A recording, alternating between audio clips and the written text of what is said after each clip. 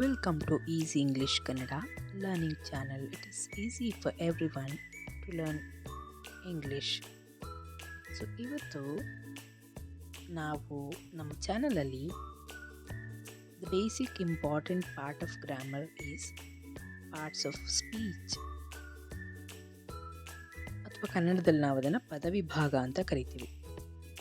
So parts of speech ಅಥವಾ ಪದವಿಭಾಗ which refers to the 8 grammatical categories.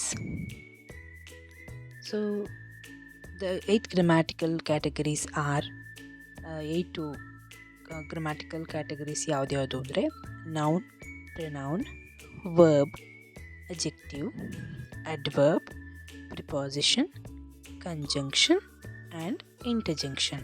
ಇದು 8 parts of speech ಇದೆ ಇಂಗ್ಲೀಷಲ್ಲಿ. So ಅದರಲ್ಲಿ ನಾವು ಇವತ್ತಿನ ವಿಡಿಯೋದಲ್ಲಿ ಮೊದಲ 2 ಪಾರ್ಟ್ಸ್ ಆಫ್ ಸ್ಪೀಚ್ ಆದಂತಹ ನೌನ್ ಮತ್ತು ಪ್ರನೌನ್ ಬಗ್ಗೆ ತಿಳ್ಕೊಳ್ಳೋಣ ಬ್ರೀಫಾಗಿ.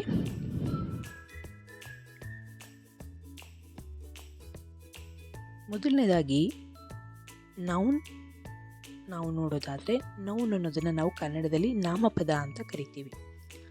So noun is a word for a person, place, thing or idea.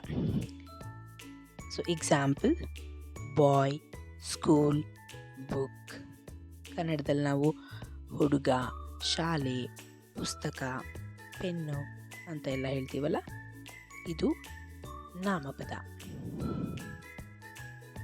So ಎರಡನೇದಾಗಿ pronoun. The pronoun is used instead of a noun. ಈ ಪ್ರನೌನ್ ಸರ್ವನಾಮವನ್ನು ನಾವು ನಾಮಪದದ ಬದಲಿಗೆ ಯೂಸ್ ಮಾಡ್ತೀವಿ.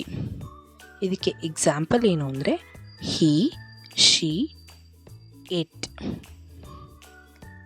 ಸೊ ಇದೆರಡು ಇವತ್ತಿನ ವಿಡಿಯೋದಲ್ಲಿ ನಾವು ನಾಮಪದ ಹಾಗೆ ಸರ್ವನಾಮ, ಇಂಗ್ಲೀಷಲ್ಲಿ ನೌನ್ ಮತ್ತು ಪ್ರನೌನ್ ಬಗ್ಗೆ ತಿಳ್ಕೊಂಡಿದ್ದೀವಿ.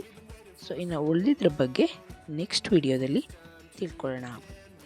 Thank you for watching and please do subscribe my channel for more updates. Thank you once again.